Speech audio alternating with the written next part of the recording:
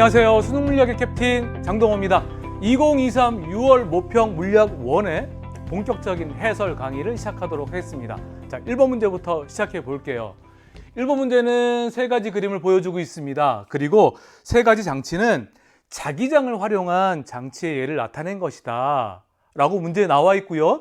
이 중에서 전자기 유도 현상을 활용한 예를 있는 대로 찾아라 라고 하는 문항입니다. 전자기 유도, 결국은 코일과 자석의 상대적인 운동이 있음으로 인해서 유도 전류가 흐르는 것이죠. 첫 번째, 마이크요. 마이크, 소리의 진동으로 인해서요, 진동판이 진동을 합니다. 진동판은 코일과 연결되어 있고요. 코일과 자석의 상대적인 운동이 발생합니다. 그래서 유도 전류가 흘러요. 전자기 유도가 적용된 사례가 맞고요. 두 번째, 무선 충전 칫솔. 여기 보면 코일이 있어. 그리고 자기장이 있어요. 그런데 이 자기장은 변하는 자기장이야. 그렇기 때문에 이 코일에 유도 전류가 흐르면서 충전이 되는 거죠. 전자기 유도 현상을 활용한 예가 맞아요. 세 번째, 교통카드. 자기장 형성되어 있죠? 그리고 교통카드 안에 코일이 내장되어 있습니다. 그런데 이 자기장이 변하는 자기장이야. 이 변하는 자기장으로 인해서 유도 전류가 흐르고요. 무선 통신을 하는 것이에요. 교통카드 맞습니다. 그래서 A, B, C가 모두 맞는 정답은 5번이 되겠습니다. 자, 두 번째 문제 갈게요. 자성체에 대해서 학생 A, B, C가 이야기하고 있는데 옳게 말한 학생이 누구냐? 봅시다. A. 강자성체는 외부 자기장과 같은 방향으로 자기화돼. 맞죠? 외부 자기장과 같은 방향으로 자기화되는 것은 강자성체도 있고 상자성체도 있습니다. 학생 A는 맞는 설명. 두 번째, 학생 B. 반자성체는 자석을 가까이 하면, 그러니까 외부 자기장에 놓이게 되면 당기는 자기력, 이거 아니에요. 당기는 자기력은 같은 방향으로 자기화될 때 나타나는 현상이고요. 반자성체는 밀어내는 자기력이 작용합니다. 학생 B는 틀린 이야기네요. 학생 C. 철은 외부 자기장을 제거하면, 철은요 강자성체예요. 그래서 외부 자기장을 제거해도 자기화된 상태가 계속 유지가 됩니다. 그래서 학생 C도 틀린 설명이에요. 그러면 학생 A만 맞는 1번이 정답이 되겠습니다. 자, 3번 문제예요. 3번 문제는 지금 전자기파가 파장에 따라서 쭉 나열되어 있고요. 그 다음에 그림 나는 가해 전자기파 중에서 A를 이용해서 요 A를 이용해서 레이더가 설치된 군함을 나타낸 것이다. A를 이용하는. 자, A를 보니까 적외선보다는 파장이 길어. 라디오파보다는 파장이 짧아요. 이거 뭐야? 마이크로파잖아요. 결국은 이 마이크로파에 대한 설명이에요. 우리 기억부터 한번 옳은 것을 찾아보겠습니다. 기억은 A의 진동수는 가시광선의 진동수보다 크다 이렇게 이야기했는데, 지금 이 그림은 파장에 따라서 우리가 전자기파를 구분했어요. 파장이 짧은 것부터 파장이 긴 것, 이렇게 순서대로. 이런 파장이 짧다라고 하는 것은 진동수로 이야기하면 진동수가 큰 거야. 그렇지? 파장이 길다라고 하는 것은 진동수가 작아요. 그래서 기억에서 얘기하는 A의 진동수는, 마이크로파의 진동수는 가시광선의 진동수보다는 어때요? 작아. 그럼 기억은 틀리네. 니은 전자레인지에서 음식물을 데우는데 이용하는 전자기파는 A에 해당한다. 마이크로파 그렇게 이용하는 거 맞죠? 니은 맞습니다. 디귿. 진공에서의 속력은 어때요? 진공의 속력은 파장과 관계없이, 진동수와 관계없이 모든 전자기파의 속력이 같아요. 그렇기 때문에 맞는 설명이 됩니다. 니은 디귿. 정답은 4번이 되겠고요. 자, 4번 문제는 파동의 간섭을 이용한 무반사 코팅 렌즈에 대한 설명이에요. 자, 어떻게 제시가 되고 있냐면, 무반사 코팅 렌즈는 파동이 무슨 간섭을 해서, 보강 간섭 아니면 상쇄 간섭일 텐데, 잘 기억이 나지 않는 친구들도 아마 쭉 읽어보면 충분히 알 수 있어요. 빛의 세기가 줄어드는 현상, 그러면 이거 상쇄 간섭이구나 이렇게 알 수 있겠지. 그치?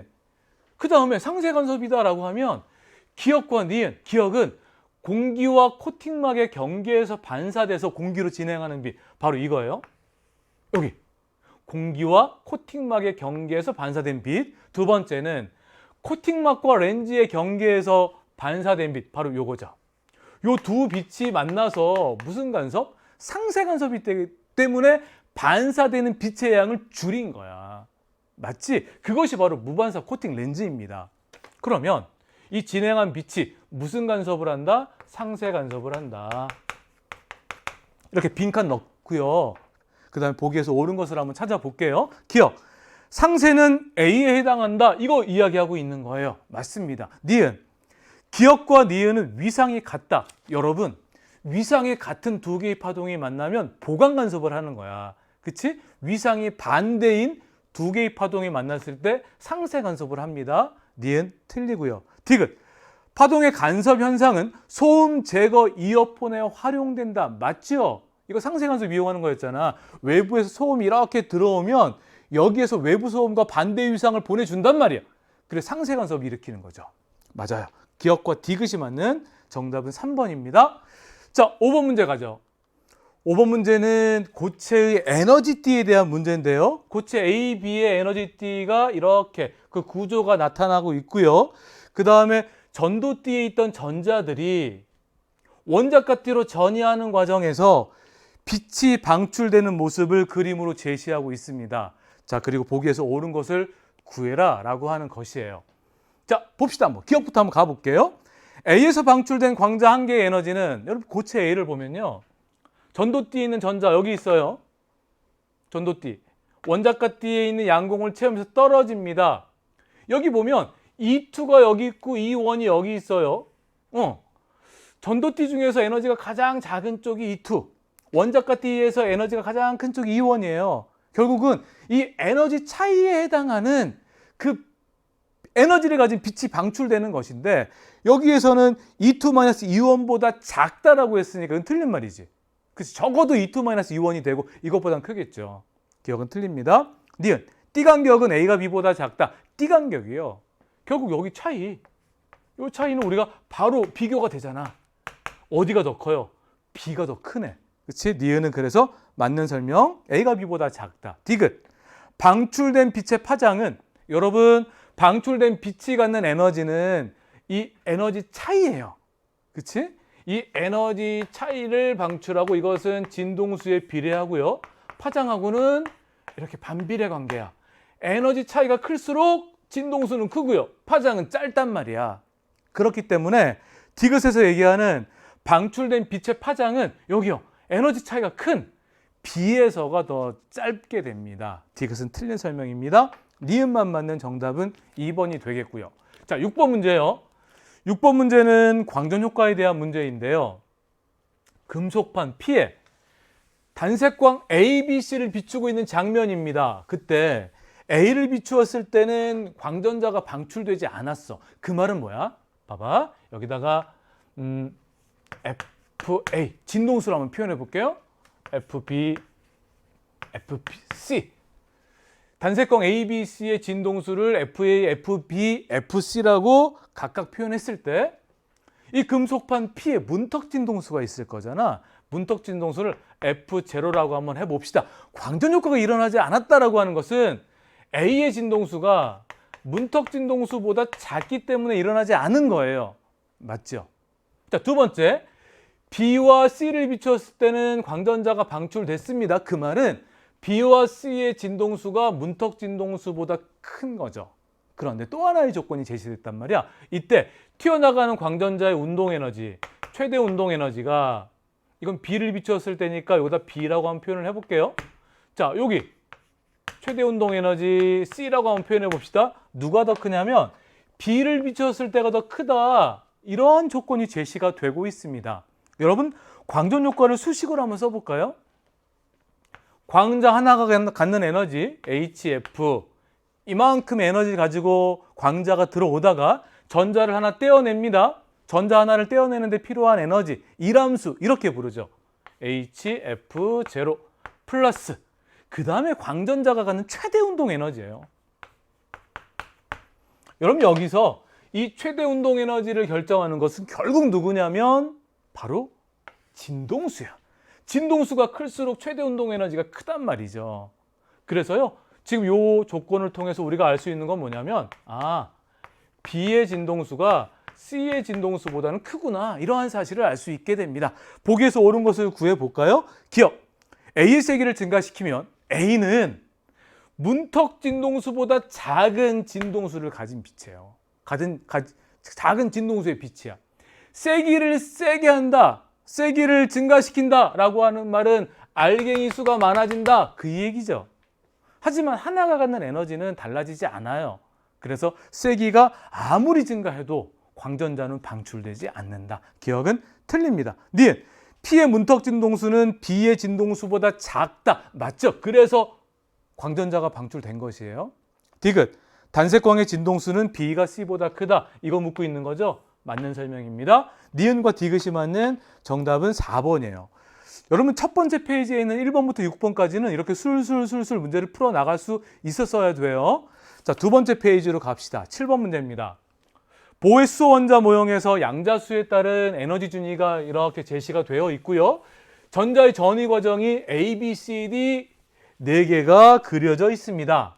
그리고요, 두 번째는 A에서 D까지, 여러분 전자가 위로 전위할 때는 빛을 흡수하는 거죠. 아래로 전위할 때는 빛을 방출하는 거야. 맞지? 그때 A부터 D에서 방출과 흡수되는 빛의 스펙트럼을 파장에 따라서 나타낸 것이 바로 요 나예요. 여러분 제가 그런 이야기 했잖아. 많이 했어요. 여러분들하고 수능 특강과 수능 개념 그리고 수능 완성 함께 하면서 우리 시험지는 흑백이기 때문에 여기에 이제 스펙트럼의 모습이 나올 때 이렇게 검은 선의 형태로 나오면 흡수 스펙트럼이에요. 그리고 이렇게 밝은 선의 모습으로 나오면 이거는 방출 스펙트럼입니다. 실제로 우리가 컬러풀하게 보게 되면 특정한 파장을 방출하게 되니까 색깔이 달라야 되는데 그것을 표현할 수가 없단 말이야. 그래서 이렇게 밝은 이렇게 흰색으로 표현이 되죠. 이게 방출 스펙트럼, 검은 선, 흡수가 된 거예요. 맞죠? 그러면 이 흡수는 언제 된다고? 바로 이 아래쪽에 있던 전자가 위쪽 궤도로 전이할 때 흡수되는 거죠. 이게 흡수야. 여기도 흡수죠. B도 흡수네요. 그 다음에 C와 D는 에너지 준위가 낮아지니까 이 차이만큼의 에너지를 방출하는 거지. 이거 방출. 이건 방출 스펙트럼의 형태일 거예요. 맞죠? 자, 그 다음에 그러면 누가 A인지 B인지 판단할 수 있지. 어떻게 판단할 수 있냐면 봐봐. 에너지 차이. 이 에너지 차이가 진동수에 비례하고 파장과는 반비례한단 말이에요. 그래서 에너지 차이가 클수록 파장은 짧아요. 그러면 A와 B를 봐봐. B가 에너지 차이가 크잖아. 그렇죠? 큰 에너지를 빛을 흡수해야 되는 거예요. 파장은 짧은 거지. 그러면 파장이 둘 중에 누가 짧은 거야? 이쪽으로 갈수록 길고 이쪽으로 갈수록 짧으니까 이게 짧은 거예요. 그러니까 이게 B구나, 이게 A구나 이렇게 판단을 해야 되고, 그 다음에 이 두 개는 방출 스펙트럼인데 이때요 에너지 차이가 D가 더 크지?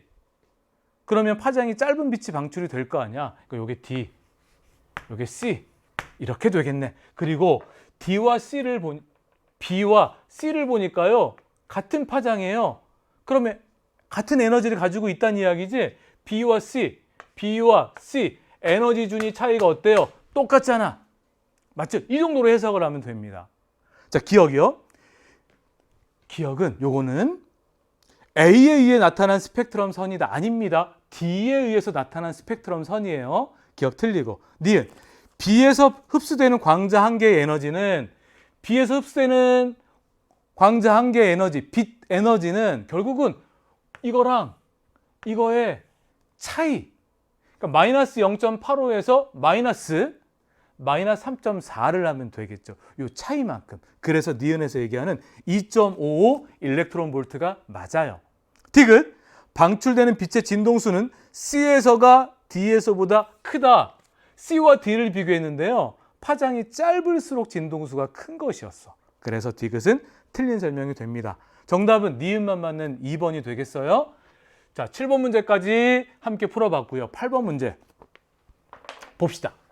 여기부터 여러분들이 조금 긴장했겠지. 역학 문제가 나오다 보니까 지금 기울기가 서로 다른 빗면에서 물체가 V0의 속력으로 동시에 출발했어요. A, B, C가 V0, V0, V0 동일한 속력으로. 그런데 기울기가 다르다라고 하는 말은 가속도가 다르다라고 하는 것이지. 여기서 보면 속력, 시간 그래프가 제시가 됐단 말이야. 이 그래프에서 기울기가 가속도의 크기니까 우리 가속도의 크기를 한번 구해보면 A의 가속도의 크기는 기울기의 크기 T0분의 V0 이렇게 되고요. 그 다음에 B의 가속도의 크기는 시간이 2t0 걸렸네. 2t0분의 v0 이렇게 되고요. 그 다음에 C의 가속도의 크기는 시간이 3t0분의 속도 변화량이 v0예요. 이렇게 우리가 가속도의 크기를 비교할 수 있게 됩니다. 보기에서 옳은 것을 한번 구해볼까요? 기억. 가속도의 크기는 B가 A의 2배다. B가 A의 2배가 아니라 A가 B의 2배인 거죠. 기억 틀립니다. 니은. T0일 때 C의 속력이 얼마냐? T0 여기에요. 이때 C의 속력이 얼마야? 이거 물어보는 거잖아. 그치? 우리는 조금 전에 기울기를 통해서 가속도의 크기가 A가 C의 3배다라고 하는 것을 알아냈어. 가속도가 3배다라고 하는 것은 동일한 시간 동안에 속도의 변화량의 크기를 비교할 수 있는 거잖아. 지금 A 같은 경우는 T0 동안에 속도가 얼마큼 변했냐면 V0만큼 변했어요. 그런데 가속도의 크기가 A의 3분의 1이야. 그쵸? 그러니까 여기는 C는 얼만큼? 3분의 V0만큼 감소했겠지. 그래서 니은에서 묻고 있는 그 순간 C의 속력이 얼마가 되냐면 3분의 2V0가 되는 것이다 라고 하는 것입니다. 니은 그래서 맞아요. 디귿. 물체가 출발한 순간부터 최고점에 도달할 때까지 최고점이다 라고 하는 것은 속도가 0이 된 거지. 그지? 그때까지 이동한 거리 바로 속력 시간 그래프에서 면적 비교하면 되잖아요. 이 면적. A는 이만큼 갖고 B는 이 면적만큼 갖고 C는 이 면적만큼 올라간 거예요. 그래서 C가 A의 3배다. 삼각형의 면적 비교하면 되는 거야. 맞는 설명이죠? 디귿 맞습니다. 정답은 니은과 디귿이 맞는 4번이 되겠고요. 자, 9번 문제 갑시다. 운동량과 충격량에 대한 문제예요. 지금 A와 B가 오른쪽 방향으로 6m/s, 3m/s로 이렇게 움직이고 있는 상황. 두 물체가 곧 충돌을 합니다. 그때 충돌 과정에서 A가 B에 작용한 힘의 크기를 시간에 따라서 제시한 그래프가 그림 나입니다. 자, 그러면 일단 이 그래프의 면적이 뭘 의미하는지부터 한번 살펴볼까? 힘 시간 그래프에서 면적이다 라고 하는 것은 물체가 받은 충격량이고요. 충격량은 뭐하고 똑같아요? 운동량의 변화량의 요거와 크기가 똑같잖아요. 이걸 이용하는 거야. 됐나요? 충돌 전에 A, B의 모습이 나왔다라고 하면 우리는 일단 운동량의 합이 충돌 전과 후에 일정하게 보존된다는 것을 이용할 거예요. 보세요. A는 운동량이 MV 12야. 단위 빼고 이야기합니다. B는 MV 9예요. 그러면 충돌 전에 운동량의 합은 두 개 더하면 얼마야? 21이래. 21. 충돌 후에도 운동량의 합이 21이 되는지 보자고요. 충돌 후의 상황을 한번 그려볼까? A, B. 자, 조금 전에 A가 B에게 작용한 힘의 크기가 이렇게 변한다. 그러니까 B가 받은 힘이 이렇게 변한다라고 하는 거야. 결국은 이 면적만큼 운동량이 변한다라고 하는 거지. 면적이 6이잖아. 조금 전에 B의 운동량 9였단 말이야. 그러니까 B의 운동량은 9에서 6을 더한 15가 되는구나. 이거 확인할 수 있겠죠. 그러면 B는 오른쪽 방향으로 5m/s 이렇게 가야 돼요. 그쵸? 자, 그 다음 A를 볼까? 운동량의 합 21이 보존돼야 돼. 여기 15야. 그러니까 A의 운동량은 6이 되는구나. 이거 21, 두 개 더하면 21이 돼야 되니까 그러려면 A의 속력은 오른쪽 방향으로 3m/s가 돼야 되겠지. 이렇게 우리가 알 수 있지 않을까요? 충돌 전 운동량의 합 21, 충돌 후 운동량의 합 21 이렇게 알아도 되고요. 그 다음에 A가 B에게 이만큼의 크기만큼 충격량을 주었다라고 하면 A가 받은 충격량의 크기도 똑같아요. 같은 크기의 힘을 주고받기 때문에 그렇습니다. 6만큼 운동량이 변하는 거야. 충돌 전에 12였으니까 충돌 후는 6이 됐겠지. 그렇죠? 지금 이 문제에서 묻고 있는 건 충돌 후 두 물체의 속력을 VA, VB라고 할 때 VA분의 VB가 얼마겠는가? 3분의 5가 되겠다. 3분의 5. 몇 번이요? 3번이 정답이 됩니다. 바로 두 물체의 충돌 간의 운동량이 보존된다라고 하는 것과 이 그래프의 면적이 의미하는 것이 무엇인지 알았다면 어렵지 않게 문제 해결했을 거예요. 자, 10번 문제 갑시다. 지금 시간이 0일 때 2m/s의 속력으로 X축과 나란하게 진행하는 파동의 위치를 변이를 위치 X에 따라서 보여주고 있는 그림입니다. 여러분 여기서 우리가 알 수 있는 건 뭔지 먼저 확인하고 갑시다. 일단 문제에서 제시한 건 플러스 X방향으로 진행하고 있는 이 파동의 속력이 2m/s래. 자, 그 다음에 이 그림에서 우리가 구할 수 있는 거 있죠? 뭐냐면 여기부터 여기까지 한 번 진동할 때 진행한 거리, 우리 파장이잖아. 파장은 2m구나. 이 그림을 통해서 우리가 구할 수 있습니다. 속력을 제시하고 있고요. 파장을 구했고요. 그럼 우리 주기를 구할 수 있다. 속력은 주기분의 파장이니까. 그렇죠? 2는 주기. 1분의 2가 되겠네. 아, 주기는 1초야, 1초. 지금 그리고 이 문제에서 제시한 건 뭐였냐면 X가 7m에서 여기요, 요점. 요점이 시간에 따라서 어떻게 움직일 거냐, 그것을 고르는 게 문제예요. 일단 여러분, 요점은 파동은 매질 이동하는 게 아니지. 매질은 제자리에서 진동하는 거야. 그러니까 이렇게 진동할 거란 말이죠. 그러면 지금 요 위치는, 요 점은 위로 올라가는 점이에요, 아래로 내려가는 점이에요. 이거 어떻게 판단해? 이거 이렇게 바로 그릴 수 있지. 이 파동을 지금 진행 방향에 따라서 살짝 움직여 보는 거야. 이렇게 살짝 오른쪽으로 움직여 보면, 아, X가 7m인 요 지점은 위로 올라가고 있네. 위로 올라가는 걸 찾으면 돼. 위쪽으로 올라가고요. 올라갔다가 내려왔다가 제자리에 오는데 걸린 시간이 얼마야? 바로 그게 주기죠. 주기 1초. 그거 찾는 거야. 어렵지 않잖아요. 몇 번이에요? 바로 1번이라고 하는 것은 어렵지 않게 여러분들이 구해낼 수 있었을 거예요. 됐죠? 자, 이거지. 위로 올라갔다가 내려오고 다시 제자리에 오는데 걸리는 시간이 바로 주기인데 그게 1초가 걸리는 1번과 같은 모습이 가장 적절한 모습이다 라고 하는 거예요. 자, 우리 11번 갈게요. 자석의 무게를 측정하는 실험을 하고 있어요. 자석 A와 B가 나오고요. 각각의 무게는 얼마냐면 10N이야. 10N. 봐봐. 첫 번째, 저울 위에 자석 A만 올려둔 거야. 그럼 이 눈금은 얼마를 가리키겠어요? 10N을 가리킬 거예요. 당연하지. 자, 두 번째 실험입니다. 자석 A를 올려두고 같은 극끼리 마주하게 하면서 자석 B를 위에 올려둔 거야. 그런데 정지하고 있죠. 정지하고 있다? 그럼 여기에는 힘 표시 한번 해볼까? 봐봐. B가 정지하고 있다라고 하는 것은 알짜임이 0입니다. 아래 방향으로 무슨 힘? 중력. 그 다음에 S극, S극 같은 극끼리 마주하고 있으면서 밀어내는 힘이 있을 거잖아. 자기력. 자기력이라는 힘이 이렇게 있을 거예요. 이 두 개가 더해서 알짜임이 0이 됩니다. 중력. 무게 얼마였어요? 10N. 그럼 자기력의 크기도 10N이 돼. 이렇게. 그치?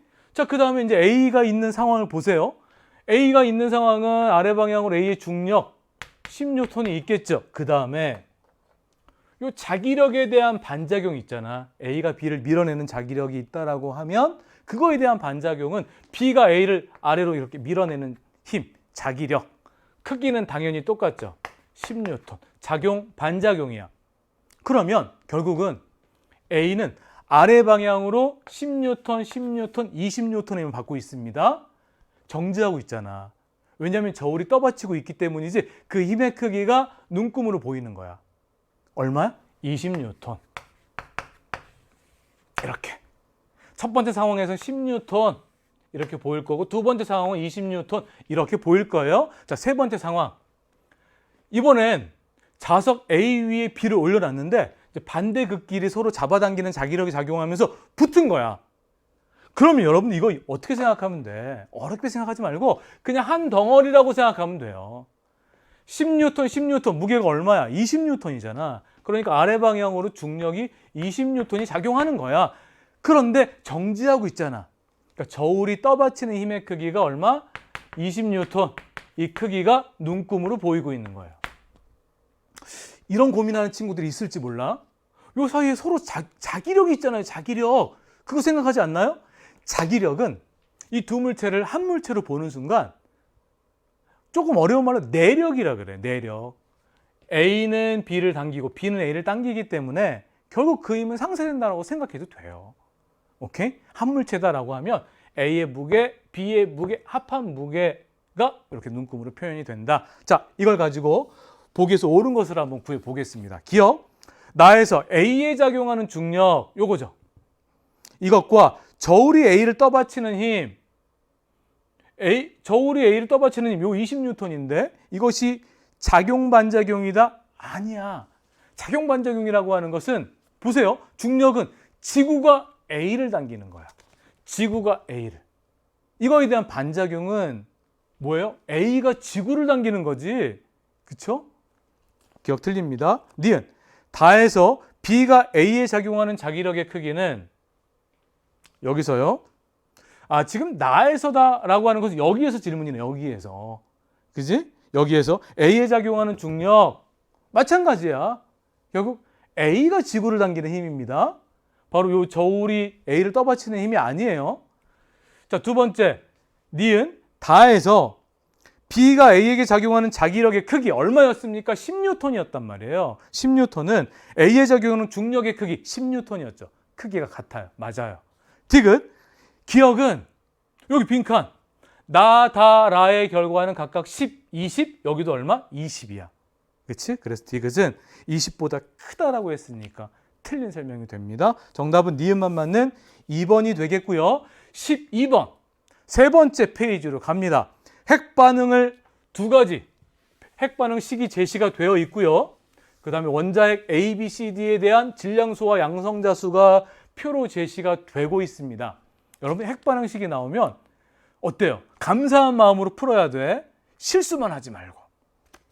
일단 핵반응 과정에서 방출하게 되는 3.3 메가 일렉트론 볼트, 17.6 메가 일렉트론 볼트는 질량 결손 에너지고요.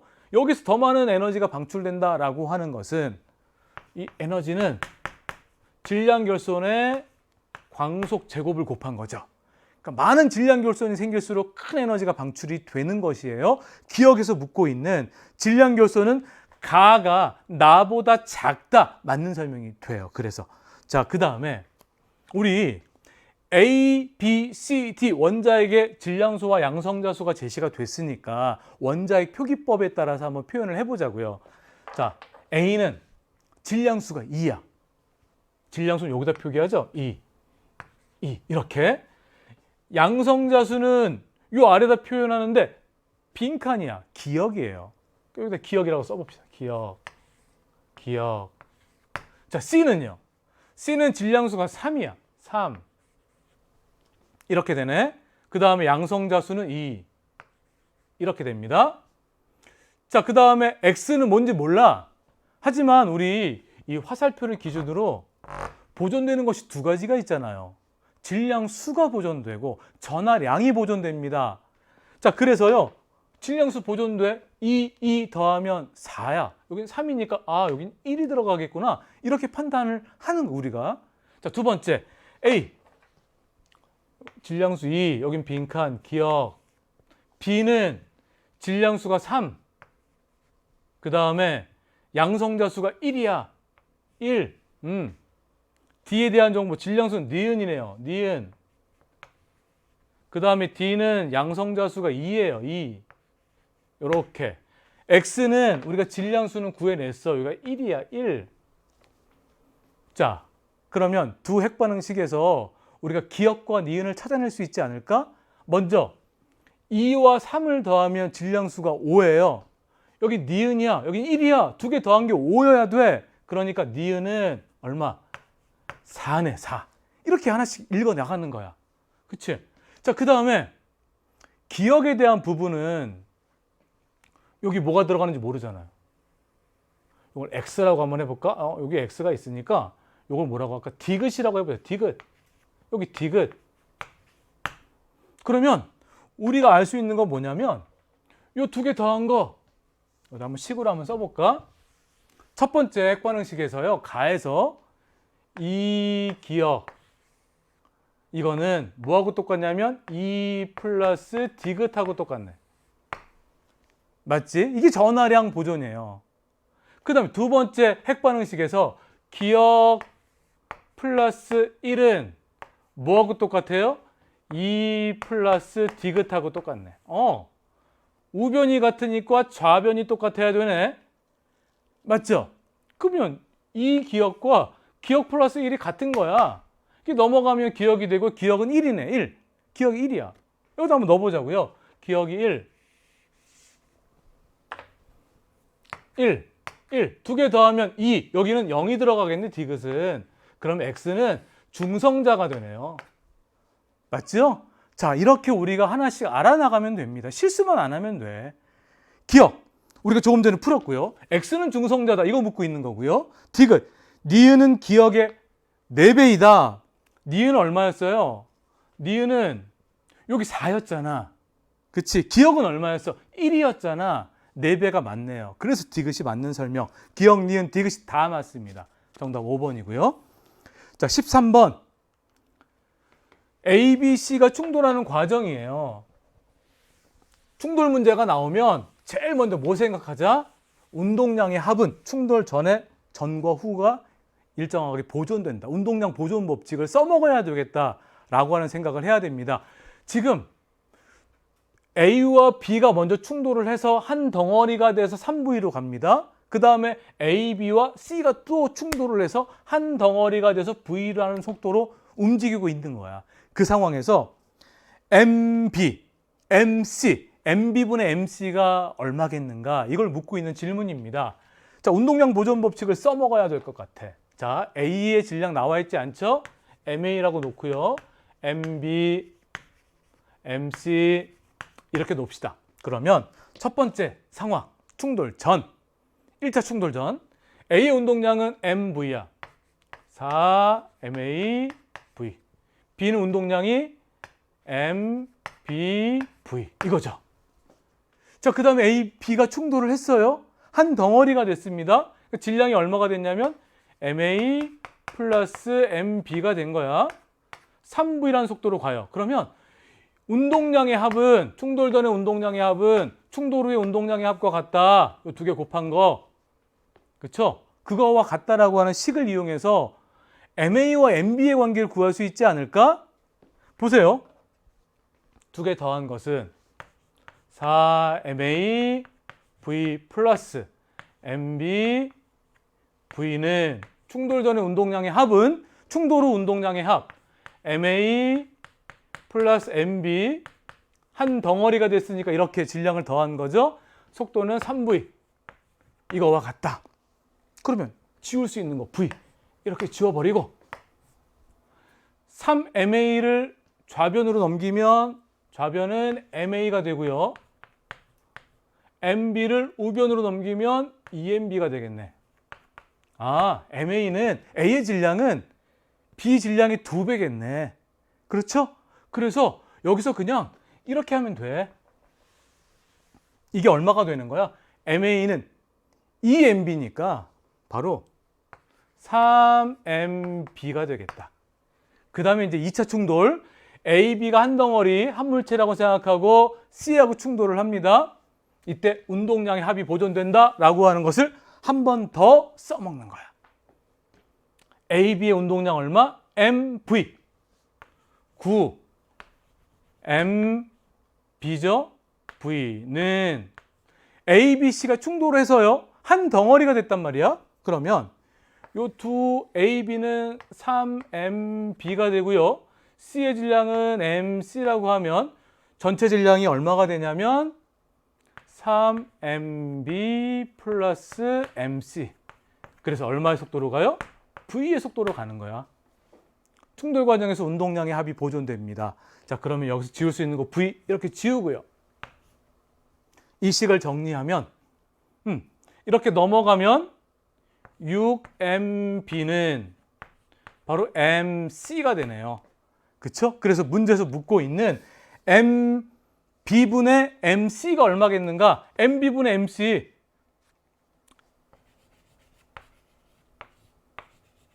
MC 대신에 6MB를 넣게 되면 이거는 6이 된다라고 하는 것. 정답이 몇 번입니까? 4번이에요. 충돌 문제가 나오면 운동량 보존 법칙을 써먹자라고 하는 기본적인 생각을 해야 됩니다. 자, 14번 문제 갈게요. 이 문제 조금 어려웠어요. 세 번째 페이지 가면서 조금은 시간이 걸렸을 법한 그런 문항이었지만 수능 특강 그리고 수능 개념에서 우리가 연습을 충분히 했던 것입니다.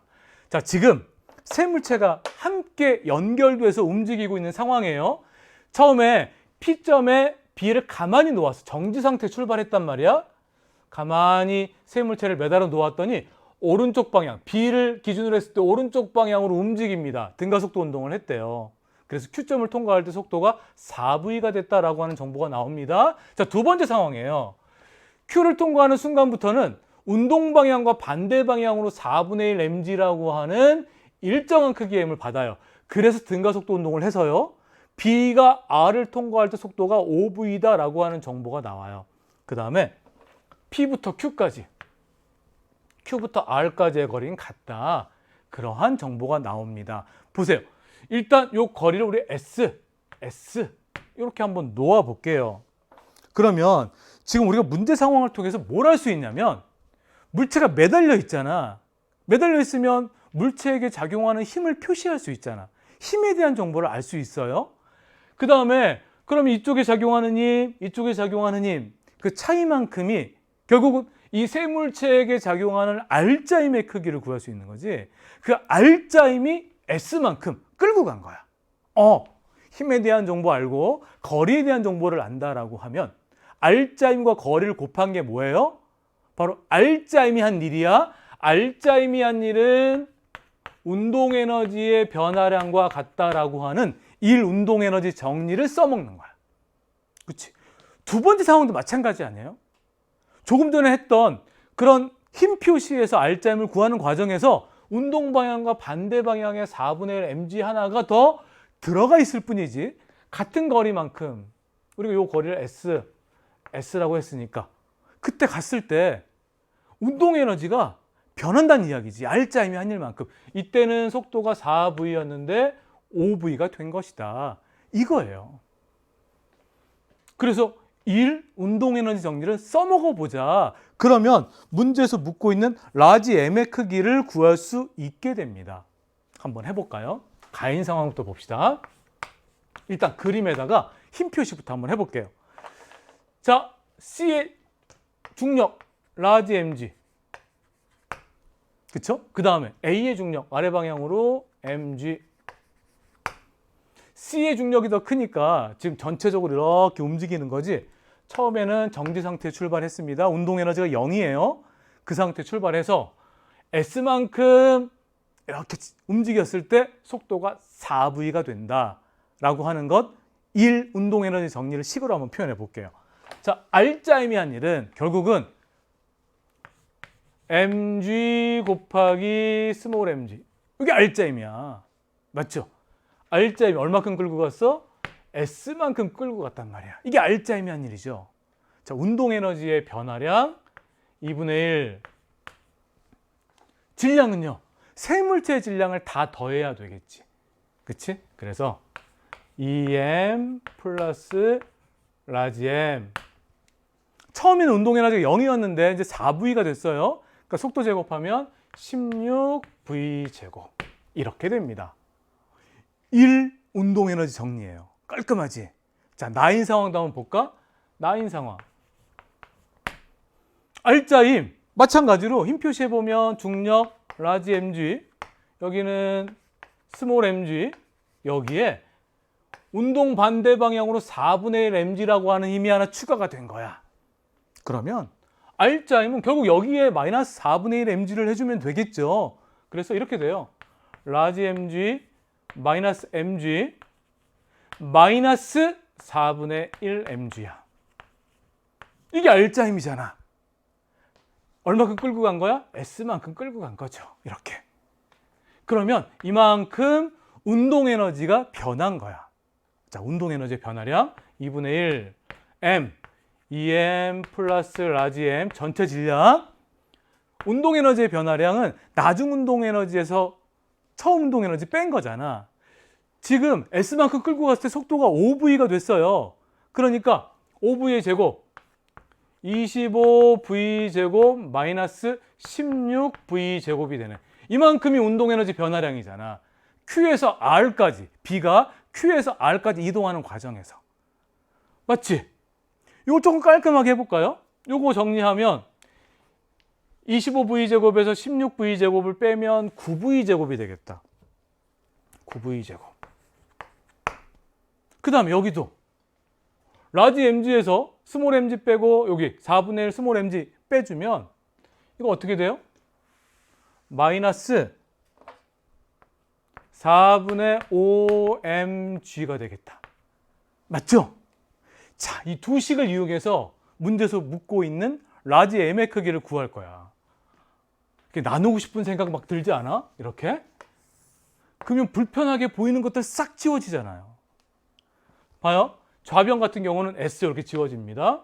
우변 2분의 1 2m 플러스 라지 m 이거 지워지고 V제곱도 이렇게 지워져요. 우변엔 9분의 16 남고 좌변엔 이게 남는 거야. 맞지? 그래서 이렇게 곱한 것과 이렇게 곱한 것이 같다 라고 하는 것을 이용하면 라지 m의 크기를 구할 수 있게 됩니다. 식 한번 구해볼까요? 16 G도 지울 수 있겠다. 위에서 위아래로 G 이렇게요. 그렇죠? 그래서 16 라지 m 마이너스 약분하면 20 스몰 m은 이렇게 곱한 거요. 9m 마이너스 이렇게 되겠다. 맞죠? 자, 라지 m 좌변으로 모으고요. 스몰 m 우변으로 모으게 되면 좌변은 7 라지 m은 우변은 플러스 20m 11m이 되겠다. 그래서 라지 m의 크기는 7분의 11m 이거네요. 이렇게 구하는 거야. 그럼 정답이 몇 번입니까? 7분의 11m 3번이 되겠네요. 자, 지금 그림 상황이 이거 어렵게 느끼는 친구들은 이 운동 에너지 정리를 다시 한번 학습을 해야 돼. 그렇죠? 힘에 대한 정보가 충분히 나와 있고 거리에 대한 정보 같다라고 나오니까 그걸 이용해서 문제를 풀어내야 되는 것입니다. 됐죠? 자, 그러면 우리 15번 문제 갈게요. 빛의 성질을 알아보는 실험 과정이 나왔어요. 반색광이 A 매질과 B 매질의 경계에 입사하다가 그 입사각과 굴절각 그리고 반사각에 대한 정보가 표로 제시가 됐습니다. 실험을 3가지 한 거예요. 3번. 첫 번째 실험은 입사각이 30도일 때 굴절각이 34도야. 입사각보다 굴절각이 커졌구나. 그러니까 대략적으로 그림을 그려보면 이렇게 쭉 진행한 것이 아니라 이렇게 입사각보다 굴절각이 더 커졌구나. 이거 하나 알 수 있고요. 그 다음에 반사법칙이 뭐야? 반사법칙은 입사각과 반사각이 이렇게 같게 반사가 된다라고 하는 거잖아. 그래서 입사각이 30도로 입사하면 반사각은 30도가 돼요. 어쩌면 이 기억의 빈칸에 들어가는 걸 고민한 친구들이 있었을 거야. 야, 가만히 있어봐. 굴절각이 34도에서 59도가 됐지. 이거 몇 도가 커진 거지? 그럼 이거 몇 도가 커져야 되지?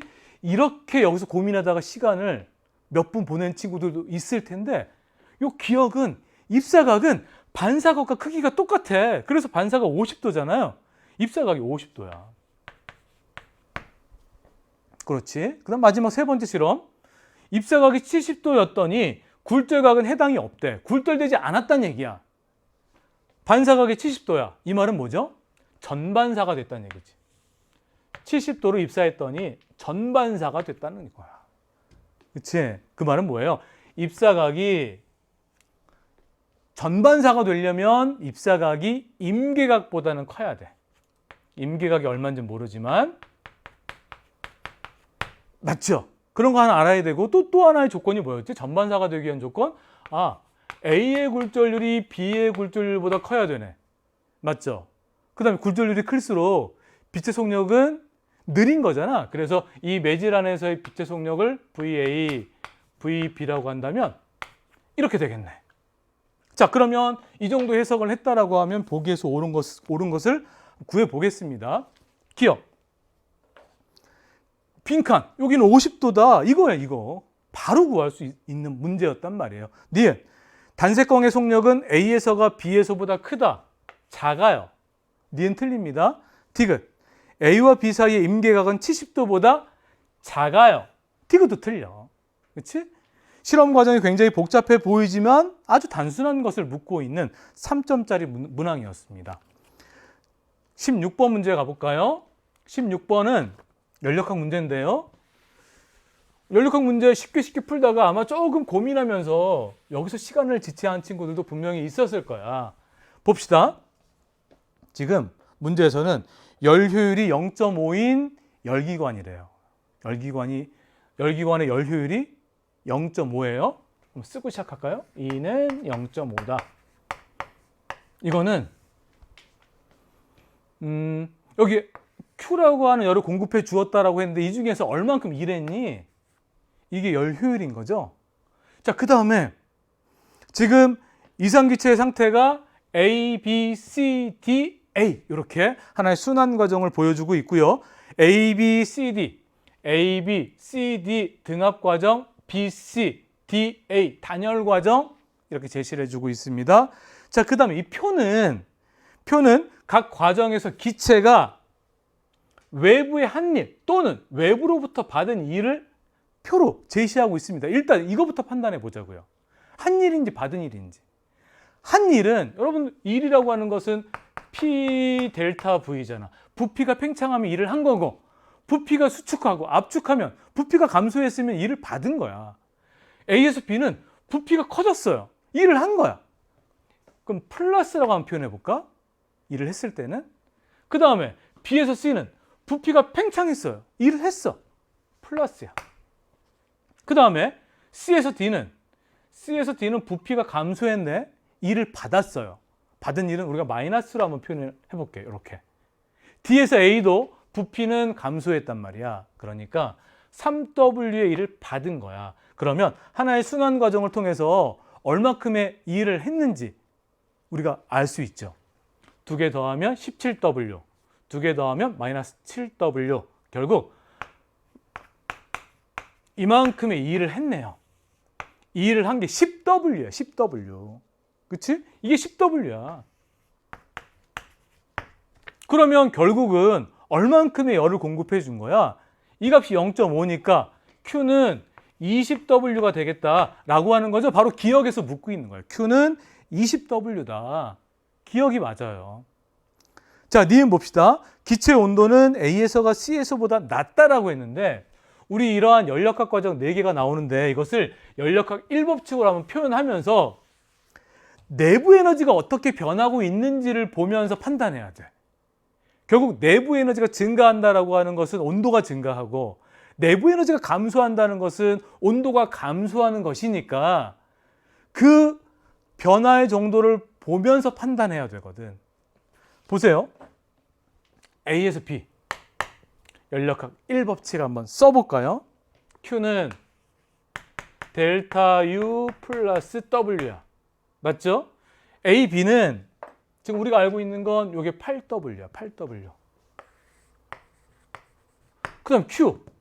A, B 과정에서 얼마의 열을 공급해 주었다라고 했냐면 Q만큼. Q는 얼마였어? 20W. 그러니까 이때는 내부 에너지의 변화가 12W예요. 12W.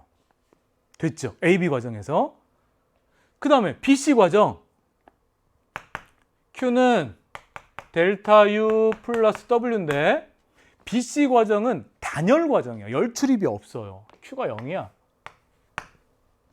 델타 U, 내부 에너지가 얼마큼 변했냐. 결국 이 W를 통해서 판단할 건데 9W만큼 일을 했어. 이게 9W야. 그러면 이 과정에서의 내부 에너지 변화량은 얼마냐면 마이너스 9W겠다. 이렇게 판단할 수 있겠죠. 결국 내부 에너지가 감소했다, 온도가 감소했다 라고 하는 것입니다. 세 번째, CD 과정이요. CD 과정도 연력학 제1법칙을 한번 써보면 Q는 델타 U 플러스 W인데요. CD 과정은 등압 과정이었지. 등압 과정. 그러면 여기에서 델타 U가 얼마야? 델타 U. 일단 W부터. W는 마이너스 4W야. 그치? 그럼 Q도 알 수 있죠. 여기에서 여러분 보세요. 열이 출입한 과정은 AB 과정. 이때 얼마? 20W. Q. 그지? 20W. 그 다음에 CD 과정에서 열 방출한 거야. 열 출입은 이 두 과정에서만 일어났단 말이에요. 그 면적이 10W인 거지. 결국 10W만큼의 열을 방출하고 있는 거야. 맞습니까? 그래서요. CD 과정에서 요 Q, 요건 열을 방출했고요. 얼마큼? 10W만큼, 마이너스 10W 이렇게 돼요. 그러면 요 델타 U, 내부 에너지의 변화량을 구할 수 있겠죠. 이때는 내부 에너지의 변화량이 마이너스 6W 이렇게 되겠네요. 마지막 D에서 A, D에서 A는 단열 과정이야. 단열 과정이니까 Q는 0. Q는 델타 U 플러스 W. 이때 Q는 0. 그 다음에 W는 마이너스 3W. 여기 표에 나와 있고 내부 에너지의 변화량은 플러스 3W가 되겠다. 두 개 더해서 0이니까요. 그래서 D에서 A 과정에서는 내부 에너지 변화량이 3W예요. 그럼 보세요. 내부 에너지가 증가한다라고 하는 것은 온도가 증가한다는 거야. 내부 에너지가 감소한다라고 하는 것은 온도가 감소하는 거거든. 그치? 그러니까 내부 에너지의 변화량은 온도의 변화량과 비례한다라고 생각하시면 되는데요. 여기 보세요. A를 기준으로 한번 봅시다. A에서 B로 갈 때는 12W만큼 내부 에너지가 증가한 거야. 여러분 이해가 될지 모르겠는데 이거 이렇게 표현해 보자고요. 12W만큼, 이만큼. 응? 그리고 여기가 B야. B 상태가 된 거야. 온도가 이렇게 높아졌어. 그 다음 B에서 C로 갈 때는 9W만큼 감소했어. 이게 12W야? 그럼 9W만큼 감소하니까 이 정도 되겠지, 그치? 이거 C 상태네, C. 여기 9W. 그 다음에 C에서 D로 갈 때는 6W만큼 감소했단 말이야. 6W만큼 감소하니까 쑥 온도가 더 떨어져야 되지. 얘가 D네, D 상태. 여기 6W. 그 다음에 D에서 A는 어때요? D에서 A는 3W만큼 증가한 거지. 여기 3W야. 그래서 원래 상태가 된 거죠. 지금 내부 에너지의 변화량을 12W 플러스, 요거 마이너스, 요거 플러스 이렇게 표현한 거예요. 결국 내부 에너지에 따라서 온도를 비교할 수 있기 때문에 니은에서 묻고 있는 A 상태와 C 상태의 온도가 어디가 높고 낮은지 판단할 수 있겠죠. 니은에서 얘기하는 A가 C보다 낮다라고 하는 것은 정확한 설명이에요. 이렇게 판단하시면 되고요. 디귿, AB 과정에서 기체의 내부 에너지 증가량 이거지. 12W. 이거는 CD 과정에서 내부 에너지 감소량의 크기. 요거 6W죠. 어때? 이게 더 크잖아. 디귿에서 묻고 있는 게 바로 그거야. 맞는 설명. 기억, 니은, 디귿이 다 맞는 정답은 5번이 됩니다. 시간이 조금 걸렸을 수 있지만 이렇게 여러분들 한번 정리를 해 두시기를 당부드려요. 자, 마지막 페이지로 갑시다. 17번 특수상대성 이론에 대한 것인데요. 자, 봐요. 관찰자 A와 관찰자 B가 나오고요. 관찰자 A의 관성계에서 이 광원 X, Y 그리고 O까지의 거리가 L, 그러니까 검출기 PQ가 나오는데 여기까지 거리도 L 이렇게 정보가 제시가 됐습니다. 그 다음에 관찰자 A의 관성계에서 봤을 때 광원 X에서 P를 향해 빛을 방출하는 거야. 그 다음에 광원 Y에서요 검출기 Q를 향해 빛을 방출해요. 그때 그 빛이 5점을 동시에 지난대. 여러분 잘 생각해봐. 여기서 방출된 빛이 이렇게 진행하고 여기서 방출된 빛이 이렇게 진행할 텐데 5점에 동시에 결국 같은 길이만큼 이동한 거잖아. L만큼. 같은 속력으로. 빛의 속력은 누가 봐도 동일하지? 그러니까 A가 봤을 때는 X와 Y에서 동시에 빛을 방출한 거야. 여기까지 동의하죠? 좋아요. 그 다음에 B가 봅니다. B는 지금 A에 대해서 거의 광속에 가까운 속력으로 움직이고 있는 우주선 안에 있어요. B가 보게 되면 아니야. 동시가 아니야. 이 동시성의 상대성을 기억해야 됩니다. 5점에 광원 X와 광원 Y에서 발생한 빛이 동시에 지나가는 것은 한 장소 동시성이야. 여러분 기억나요? 한 장소 동시성은 절대적이야. B가 봐도 빛은 동시에 통과해요. 하지만 광원 X와 Y에서 지금 A의 관성계에서 봤을 때는 동시에 빛이 방출했잖아. 이건 두 장소 동시성이지. B의 관성계에선 동시에 방출한 게 아니란 말이야. 이해돼요? 두 장소 동시성이 왜 동시가 아니냐면 바로 거리에 대한 것을 한번 가지고 이야기해 볼까?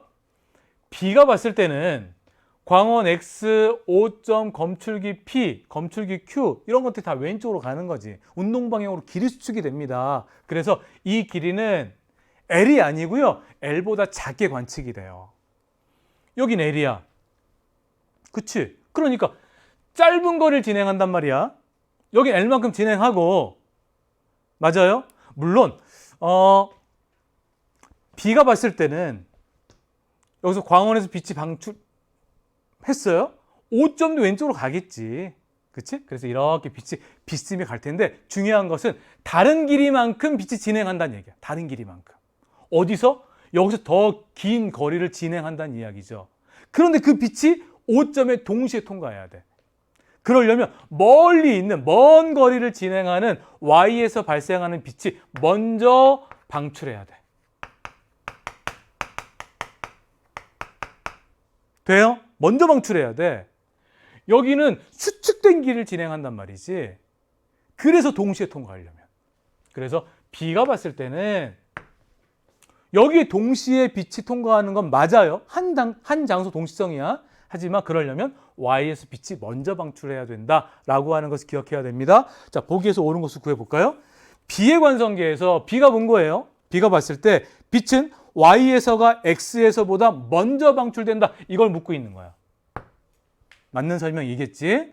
자, 니은 B의 관성계에서 빛은 P와 Q에 동시에 도달한다.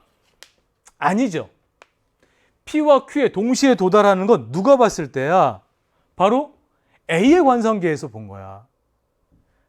같은 길이 EL만큼 진행하니까 같은 속력으로 동시에 방출된 빛이 같은 거리를 진행하면 P와 Q에 동시에 도달하겠죠. 하지만 B가 봤을 때 동시가 아니야. 이해되지? 동시성의 상대성입니다. 두 장소 동시성은 상대적. 한 장소 동시성은 절대적. 이거 기억해야 돼. 디귿. Y에서 방출된 빛이 여기서 빛이 방출됐어요. Q에 도달하는 데 걸리는 시간, 여기 도달하는 데 걸리는 시간은 B의 관성계에서가 A의 관성계에서보다 크다라고 했는데 맞는 설명이죠. 왜냐하면 A 관성계에서 보면 Y에서 방출된 빛이 EL만큼 진행하면 Q에 도달하는 거고요. B에서 보면 그렇지 않아. 빛이 발생했잖아. 그러면 여기까지 도달할 동안 검출기 Q는 가만히 있는 게 아니야. 왼쪽으로 간단 말이야. 누구 입장에서 보면? B 입장에서 보면. 그래서 여기 와 있는 거지. Q 프라임. 그럼 빛이 어떻게 진행해야 돼요? 이렇게 진행해야 되는 거예요. 이렇게. 맞습니까? 2L보다 더 긴 거리를 진행해야 된다라고 하는 것이야. 그래서 디귿에서 얘기하는 B의 관성계에서가 A 관성계에서보다 크다라고 하는 말은 맞는 설명입니다. 동일한 속력으로 더 먼 거리를 진행하기 때문에 그래요. 됐죠? 그 정답은 기억과 디귿이 맞는 3번입니다.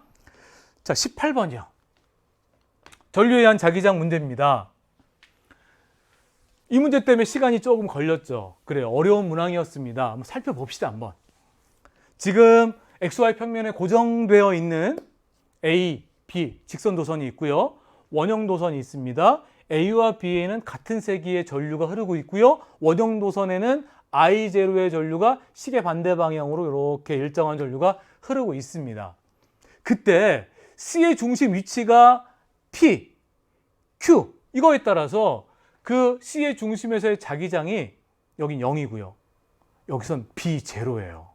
그럼 여기서 C 중심에서의 자기장이다라고 하는 것은 A에 의한 자기장, B에 의한 자기장, C에 의한 자기장을 다 더한 자기장, 합성 자기장의 세기가 여긴 0, 여긴 B0 방향까지 표로 제시가 되어 있는 거예요. 됐죠? 하나하나 꼼꼼히 생각을 해보자고요. 자, 첫 번째 상황입니다. 지금 C의 중심이 P에 있는 경우야. 그때 합성 자기장은 0입니다. 이렇게. 두 직선 도선에 의해서 만들어진 자기장 플러스 C에 의해서 만들어진 자기장. 그럼 C에 의해서 만들어진 자기장의 세기와 방향은 일정하거든. 전류가 일정한 방향으로 흐르니까. 그러니까 우리 요 I0가 요 중심에 만드는 자기장을 B라고 한번 놓아볼게요. B. 방향은 어때? 손을 이렇게 감싸주면 나오는 방향이지. 나오는 방향으로 B라고 하는 자기장을 만들고 있다라고 해둡시다. 그럼 요거 C에 의한 자기장 B 더하면 얼마? 0이네요. 0. 요 방향이 뭐라고? 이렇게 나오는 방향. 그러면 여기서 우리가 하나의 정보를 구할 수 있겠죠. 뭐냐면 A와 B 두 직선 도선에 의한 자기장은 들어가는 방향이고, 그치? 크기는 요거 똑같아야지. C가 만든 자기장의 세기와 크기가 똑같아야 돼. 들어가는 방향으로 B를 만들어야 두 개 더하면 얼마? 0이 됩니다. 여기까지 이해되죠? 자, 그런데 이 원형 도선의 위치를 바꾸는 거야. 이렇게 A에서는 멀어지고 B로 가까워지는 거지. 여기 온 거야. 여기 이렇게 온 거야. 이렇게 가까이 왔을 때 그때 Q에서의 자기장은 어떻게 되면 0이 아니고 자기장의 세기가 B0래요. B0. 자, 여기는 첫 번째 상황, 그러니까 P점에 대한 상황. 두 번째 상황, Q점에 대한 상황을 한번 써봅시다. A에 의한 자기장과 B에 의한 자기장 플러스 C에 의한 자기장은 방향과 크기가 정해져 있잖아. 그치? 들어가는 방향으로 이거 나오는 방향이지. 나오는 방향. 여기 나오는 방향. 이건 들어가는 방향. 여기 나오는 방향입니다. 이건 나오는 방향. 그치? 손을 이렇게 감쌌을 때 나오는 거예요. 나오는 방향으로 B라고 놓았으니까 이걸 더한 게 얼마라고? Q점에선 B0라고. 방향은 나오는 방향. 이렇게. 그러면 이렇게 한번 생각을 해보면 어떨까? 보세요. 일단 C에 의한 자기장은 방향과 크기가 변하지 않아요. 어떤 것에 의한 변화가 생겼냐면 이 원형 도선이 이렇게 A에서 멀어지고 B에 가까워지게 되면 B에 의한 자기장의 세기 효과는 더 커지는 거지. 도선 B에 가까워졌으니까. A에서부터 멀어졌으니까 A에 의한 효과는 이렇게 약해지는 거지. 맞죠? 이걸 고려했더니 여기에서 나오는 방향의 자기장이 형성이 됐다라고 하는 거야. 그러면 B에 흐르는 전류는 플러스 Y 방향으로 흐르고 있구나. 이렇게 판단할 수 있지 않아? 그래야 Q점에 나오는 방향의 자기장을 만들잖아요. 그치? B에 의해서는 P점에서 나오는 방향의 자기장이었지만 이게 오른쪽으로 이렇게 이동하는 과정에서 B에 가까워지면서 그 효과가 커지는 거야. 이해됩니까? 여기 위쪽 방향으로 흐른다라고 판단할 수 있겠고, 그러면 이 P점을 보면 합성자기장 0이었단 말이야.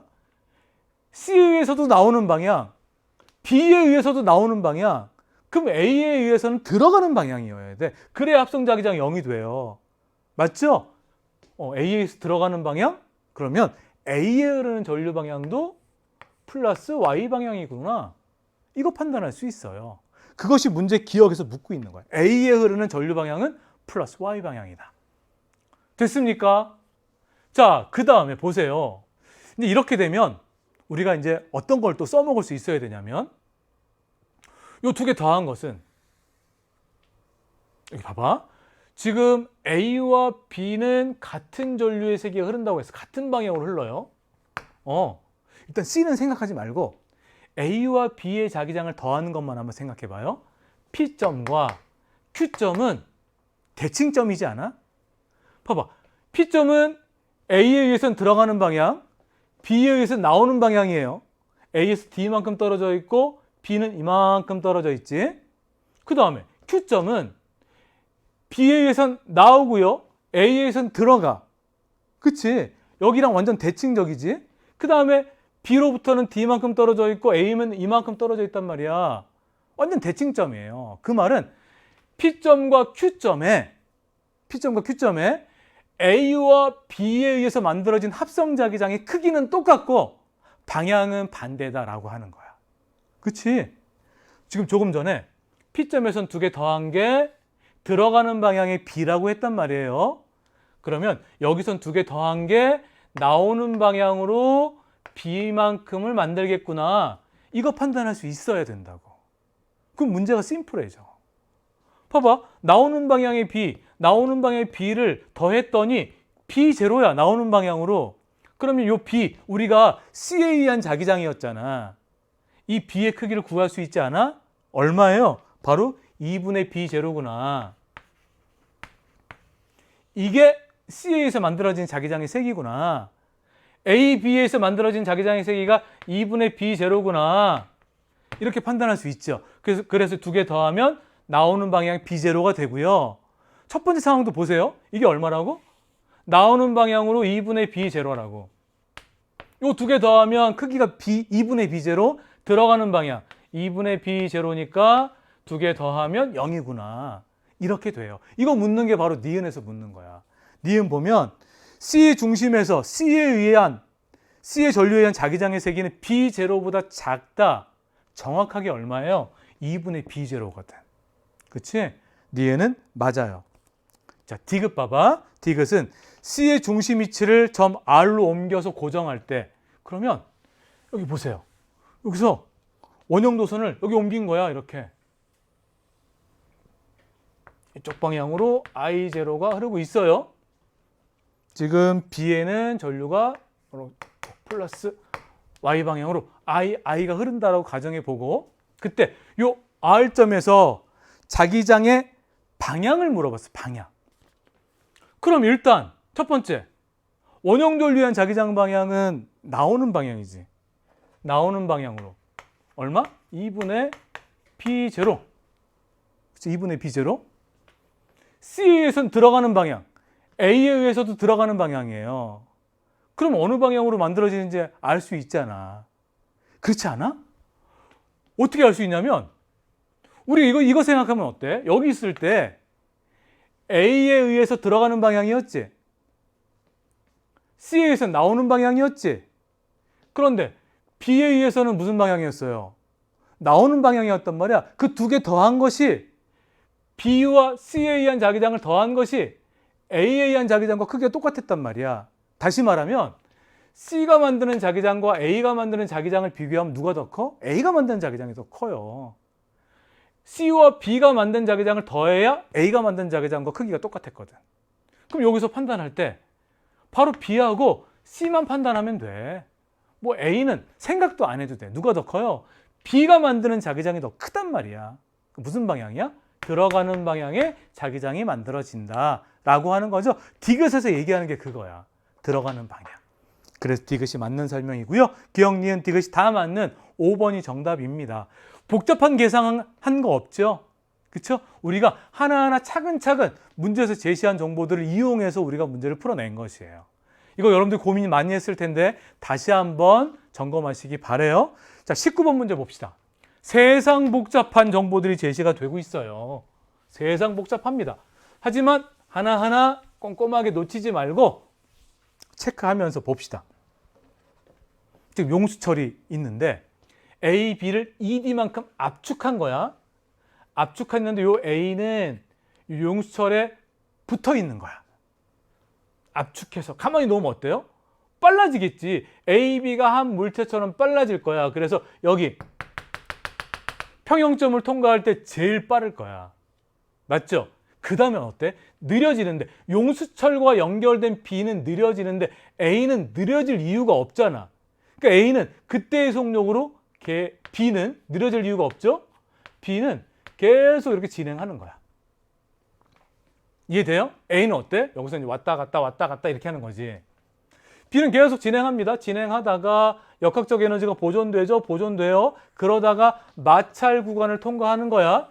여기에서 역학적 에너지가 손실돼. 손실되는 에너지, 이런 부분이 정보로 나와 있죠. 마찰 구간을 통과하면 여기는 또 역학적 에너지가 보존되다가 용수철을 루트 2D만큼 압축해서 여기서 정지했대요. 이 과정도 역학적 에너지가 보존되는 거지. 단 B의 역학적 에너지가 이제 탄성 포텐셜 에너지로 다 바뀌는 그런 과정을 생각해야 되겠지. 됐습니까? 이 과정을 고려하면서 이 문제를 한번 접근해 보자고요. 자, 첫 번째입니다. 봐봐. 여기부터 ED만큼 압축한 상태에서 가만히 놨을 때 그때 분리가 되는 시점. 어디에서? 평형점에서. 속력이 가장 빠를 때 그때 분리가 된단 말이야. 그러면 용수철에 저장된 탄성 포텐셜 에너지가 A, B의 운동 에너지로 다 바뀌는 거예요. 식으로 한번 표현해 보자고. 2분의 1 용수철 상수를 K라고 놓고요. K ED만큼 압축됐다고 했지. ED 제곱. 이게 무슨 에너지로 다 바뀐다고? AB의 속력이 최대일 때 AB의 운동 에너지로 다 바뀌는 거예요. 그럼 이렇게 표현해 봅시다. A의 운동 에너지, 이렇게 운동 에너지 A 이렇게 한번 표현해 볼까? 플러스 B의 운동 에너지. 이렇게요. 이게 분리되는 시점이야. 됐나요? 자, 그 다음 분리 후를 볼게요. 분리 후에는 이제 A와 B를 함께 봐야 돼. A는 아까 우리가 이야기한 것처럼 왔다 갔다 할 거야. A 운동에는 지금 얼마예요? 이만큼이야, 이만큼. 이만큼이 이제 용수철에 저장되는 탄성 포텐셜 에너지로 바뀌었다가 다시 운동 에너지로 바뀌었다가 왔다 갔다 하는 거지. 그런데 이제 문제에서 뭐라고 이야기했냐면 그때 A가 왔다 갔다 할 때요. 용수철에 저장되는 탄성 포텐셜 에너지의 최대값에 대한 이야기가 나와. 그 최대값은 바로 이때 A의 운동 에너지야. 이해돼요? 그러면 A는 바로 지금 에너지가 이만큼, 역학적 에너지가 이만큼인데 이 값이 문제에서 이야기하고 있는 탄성 포텐셜 에너지의 최대값이야.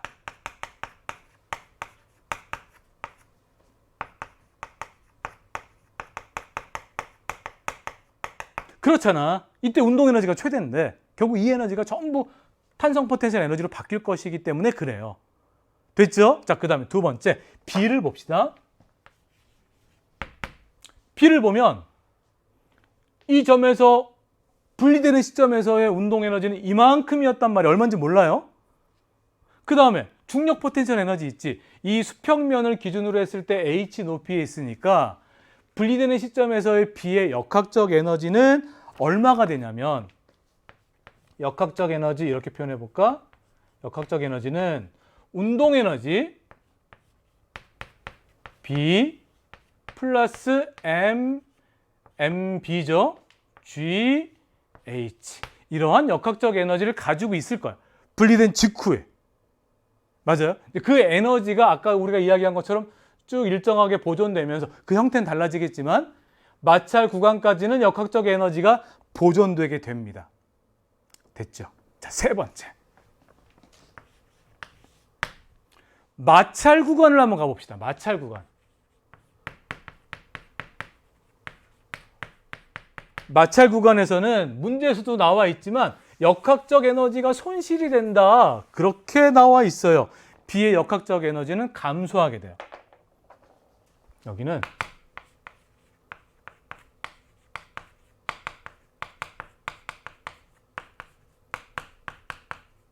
보존되지 않는 거죠. 얼마큼 감소하는지 그 과정을 한번 이야기를 해볼까? 원래 B의 역학적 에너지가 얼마였어? 조금 전에 우리가 이야기했던 이만큼이었단 말이야. 그런데 문제에서는 이 마찰 구간의 B가 이렇게 내려올 때 속도가 일정하대. 등속도 운동을 하는데 그 운동 에너지의 손실은 없어. 중력 포텐셜 에너지의 손실만 있는 거야. 이 높이가 EH잖아. 그쵸? 그래서 얼마큼 손실되는 거야? 손실되는 에너지를 생각한다면 원래 역학적 에너지는 이만큼이었단 말이야. 운동 에너지 플러스 mvgh였는데 마찰 구간에서요. 중력 포텐셜 에너지만큼 감소합니다. 마이너스 높이가 EH죠. 그래서 EmGH 이만큼 손실이 되는 거야. 역학적 에너지가 이만큼이 되는 거죠. 원래는 이만큼이었는데 마찰 구간에서 이만큼 중력 포텐셜 에너지가 감소하게 되고요. 그 다음에 또 하나의 정보가 또 나왔어요. 뭐냐면 이때 감소하는 에너지는 역학적 에너지의 감소량은 뭐하고 똑같냐면 조금 전에 우리가 분리된 직후에 A와 B가 분리된 직후에 A 탄성 포텐셜 에너지 최대값하고 똑같다. 그런 정보가 나와. 그럼 요 값이 뭐예요? 요 값이 EK A가 된다라고 하는 거야. 맞지? 세상 복잡합니다. 하지만 못 풀 정도는 아니라. 자, 이 식을 전개해 볼까요? 그러면 EKB 마이너스 MBGH가 되고요. 그쵸? 이게 EKA, A의 운동 에너지. 다시 말하면 탄성 포텐셜 에너지 최대값이야. 그러니까 이거는 어떻게 쓸 수 있냐면 B의 역학적 에너지가 드디어 얼마큼 된 거냐면 이만큼. 마이너스 2분의 1 이렇게. 이만큼이 된 거예요. 역학적 에너지를요. 뭐로 표현한 거냐면 분리되는 직후, 분리되는 순간에 A와 B의 운동 에너지 형태로 표현을 한 거야. 놀랍지 않아요? 그렇죠? 자, 그런데 이게 끝이 아니야. 그 다음에 이제 B의 역학적 에너지가 보존되면서 용수철을 루트 2D만큼 쭉 압축해서 들어가요. 그러면 이 에너지가 전부 무슨 에너지로 바뀌는 거야? 탄성 포텐셜 에너지로 바뀝니다. 그것을 우리 네 번째 과정이라고 한번 해볼게. 조금 전에 우리가 썼던 B의 역학적 에너지 EK B 마이너스 2분의 1 EK A 이게 모두 탄성 포텐셜 에너지로 바뀝니다. 그래서 물체 B가 정지하거든요. 2분의 1 K 루트 2 D의 제곱 이렇게 되는 거예요. 굉장히 복잡합니다. 다시 한번 이 과정을 한번 쭉 정리해 볼게요. 첫 번째, 용수철에 A, B를 ED만큼 압축했어요. 여기에 이만큼의 탄성 포텐셜 에너지가 있다가 이것이 운동 에너지 형태로 바뀌는 거야. 이게 분리되는 지점이야. 그치? 분리됐어요. 그 다음에 A는 이게 운동 에너지가 최대야. 이게 전부 뭘로 바뀌어? 탄성 포텐셜 에너지 바뀐단 말이야. 탄성 포텐셜 에너지의 최대값이다 라고 하는 것은 바로 이때의 운동 에너지예요. A의 운동 에너지. 그쵸? 자, 그때 이 순간 또 B의 역학적 에너지는 얼마냐면 분리되는 순간에 운동 에너지를 이렇게 표현했으니까 이거 플러스 수평면을 기준으로 했을 때 중력 포텐셜 에너지도 있습니다. 이 두 개 더한 것이 B의 역학적 에너지다. 그 에너지가 마찰 구간까지는 보존되다가 마찰 구간을 통과하면서 에너지가 손실되게 됩니다. 그걸 식으로 표현한 거야. 이렇게 손실이 되는 거죠. 맞죠? 그런데 문제에서는 또 어떤 정보가 나왔냐면 손실되는 역학적 에너지의 감소량이 뭐하고 똑같냐면 용수철에 저장된 탄성 포텐셜 에너지 최대값하고 똑같다. 그거 우리가 아까 이렇게 표현을 했잖아. 이렇게. A의 운동 에너지 최대값. 그래서 이러한 식이 하나 만들어진 거고요. 결국은 B의 역학적 에너지가 감소해서 얼마가 되냐면 이만큼이 된 거예요. 그 에너지가 용수철을 루트 2D만큼 압축하는 과정에서 탄성 포텐셜 에너지로 이렇게 바뀌는 과정이죠. 이 식을 조금 더 전개해 보면 요거 제곱하면 2D 제곱이 되고요. KD 제곱이 되겠다. 맞지? 그러면 지금 이 문제에서 묻고 있는 건 결국 MA분의 MB를 묻고 있잖아. MA분의 MB. 그러면 우리가 지금 EKA, EKB라고 하는 A와 B 물체 운동 에너지 2분의 1 MV 제곱이잖아요. 여기에서 우리가 구할 수 있지 않을까라고 하는 생각. 운동 에너지에 대한 식이 EKA와 EKB는 여기 두 가지가 있잖아. 요거 첫 번째 식 분리되는 과정에서 요거 두 개 더한 것이 이만큼이다 라고 하는 첫 번째 식과 두 번째 식은 마지막 B의 역학적 에너지가 보존되는 과정에서 여기 요 식 두 번째 식 1과 2식을 연립하면 A의 운동 에너지, B의 운동 에너지를 표현할 수 있게 됩니다. 맞죠? 두 식 간단하게 연립하면 돼요. 그러면 A의 운동 에너지는 2분의 1 MAV 제곱일 텐데 이 식이 얼마가 됩니까? 3분의 2 KD 제곱이 되고요. B의 운동 에너지 이거는 2분의 1 MBV 제곱일 텐데 이거는 이런 식으로 표현하면 얼마가 되냐면 3분의 4 KD 제곱이 됩니다. 이 식을 나눠주게 되면 결국 문제에서 묻고 있는 MA분의 MB가 2라고 하는 사실은 바로 구할 수 있는 거예요. 자, 어때요? 만만치 않지만 못할 건 아니죠. 문제에서 주어진 걸 하나하나 정리해 나간 거야. 그러니까 여러분들 이 부분을 여러분들 스스로 한번 쭉 해보세요. 분리되는 순간부터 분리가 된 다음에 A와 B가 각각 어떤 운동을 하는지를 보시면 좋겠습니다. 그리고 마찰 구간을 통해서 역학적 에너지가 감소된다? 그런데 등속 운동한다? 아, 운동 에너지의 손실은 없구나. 중력 포텐셜 에너지의 손실이 즉 역학적 에너지의 손실이 되는구나 라고 하는 것을 충분히 이용하시면 돼요. 자, 그래서 정답은 4번 2라고 하는 걸 한번 정리하고 넘어갑니다. 마지막 20번 문제 갈게요. 20번 문제는 그동안은 19번 문제로 많이 출제가 됐던 점전화, 두 점전화가 나오고요. 두 점전화에 의해서 받게 되는 전기력에 대한 문제입니다. 두 점전화 A, B가 고정되어 있어요. 그리고 양전화 P의 위치를 다르게 하면서 여러 가지를 묻고 있단 말이에요. 첫 번째는 어떤 정보가 제시가 됐냐면 이 양전화 P를 X가 D인 곳에 여기다 가만히 놨어요. 그랬더니 A와 B로부터 받는 전기력을 더했더니 어느 쪽 방향으로 힘을 받게 되냐면 플러스 X 방향으로 전기력을 받더라. 이쪽 방향으로 전기력을 받는다 라고 하는 정보가 나와 있습니다. 오케이, 이 정보 하나 이렇게 체크하고 두 번째 정보가 진짜 정보다. 뭐냐면 X가 3D보다 클 때 이쪽이요. 이쪽 어딘가에서 뭐라고 되어 있냐면 P에 작용하는 전기력의 방향이 바뀌는 위치가 있다. 그 말이야. 쭉 이렇게 연장해 볼까요? 여기 어딘가에서 여기에 작용하는 P를 여기에 놓았을 때랑 여기에 놨을 때랑 받는 전기력의 방향이 바뀐다라고 하는 거야. 그 말은 뭐야? 제가 지금 점선으로 그은 이 지점은 전기력이 0이 되는 지점이구나.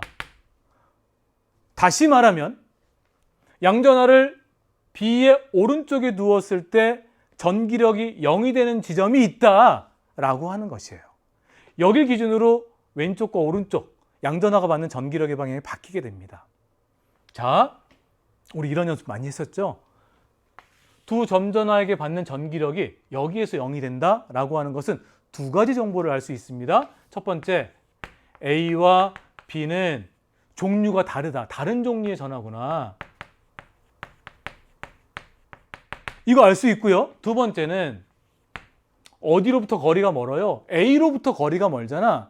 그런데 A로부터 받는 전기력과 B로부터 받는 전기력의 크기가 같은 거야. 그래서 전기력이 0이 된 거지. 그 말은 A의 전하량이 B의 전하량의 크기보다 크구나. 이거 알 수 있는 거야. 이 두 가지 사실을. 자, 또 하나.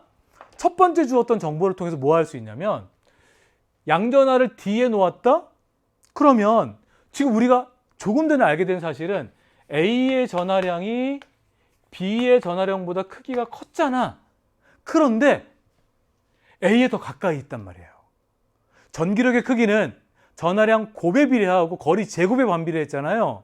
그래서 누구 영향을 더 많이 받는 거야? A의 영향을 더 많이 받게 됩니다. A로부터는 D만큼 떨어져 있고 B로부터는 2D만큼 떨어져 있단 말이야. A로부터 더 큰 힘을 받아서 오른쪽 방향, 플러스 X방향으로 힘을 받고 있는 거예요. 그 말은 둘의 부호는 같은 거지. 그래서 A는 플러스 전하가 됩니다. 다 됐어요.